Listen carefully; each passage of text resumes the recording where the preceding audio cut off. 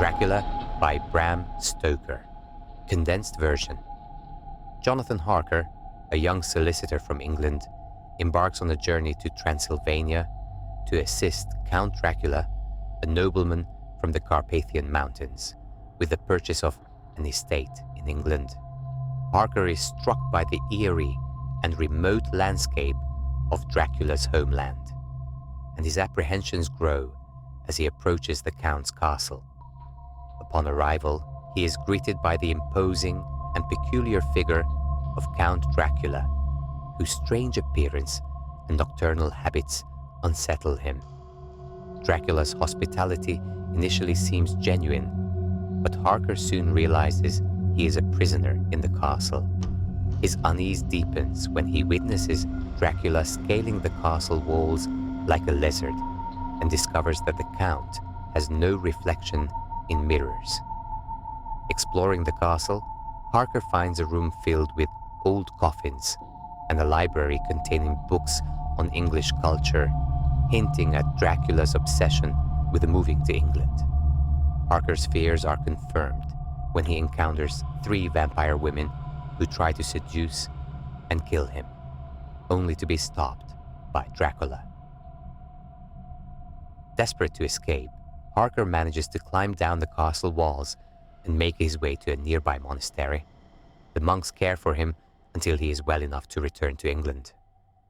Meanwhile, Dracula boards a ship called the Demeter, bound for England, carrying with him boxes of his native soil, which he needs to rest and regain strength.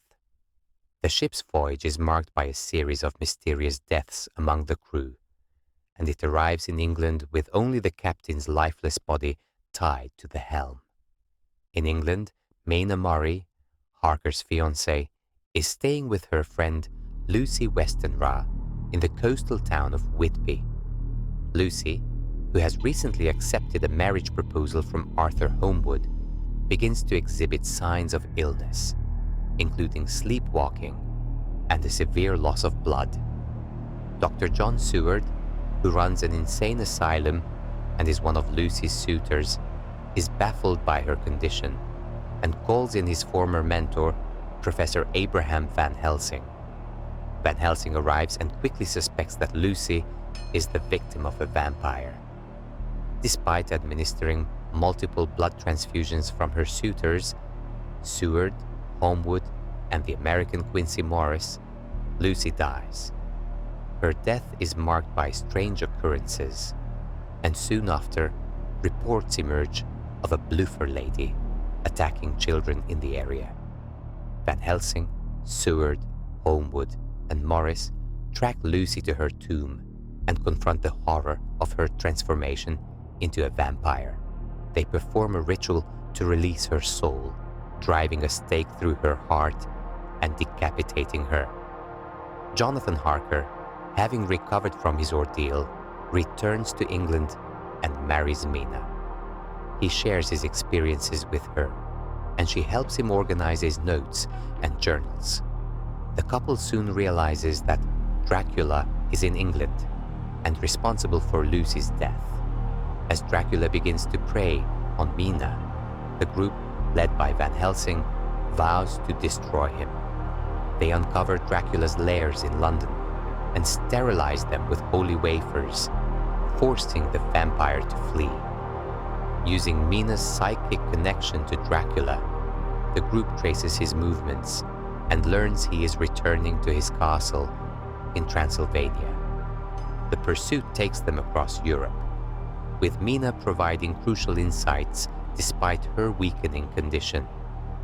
In a dramatic final confrontation near Dracula's castle, the group splits into 2. One group travels by river to intercept Dracula's box of earth, while the other approaches the castle by land. They manage to reach Dracula just as he's about to enter the castle. In the ensuing battle, Jonathan Harker and Quincy Morris deliver the fatal blows, stabbing Dracula in the heart and beheading him. As Dracula's body disintegrates into dust, Mina is released from his influence. Tragically, Quincy Morris succumbs to his injuries, and dies surrounded by his friends. The surviving members of the group return to England, deeply affected by their experiences, but grateful for the bond they have formed and the evil they have vanquished. Reflection. Dracula by Bram Stoker conveys the enduring power of friendship, courage, and resilience in the face of profound evil. The novel highlights the importance of unity and collective action, showing how a diverse group of individuals can come together to confront and overcome darkness. It underscores the tension between science and superstition, suggesting that a balance of both is necessary to understand and combat the unknown. The story's emphasis on sacrifice and the triumph of good over evil remains a timeless reminder of the human spirit's capacity to fight against and ultimately vanquish malevolence.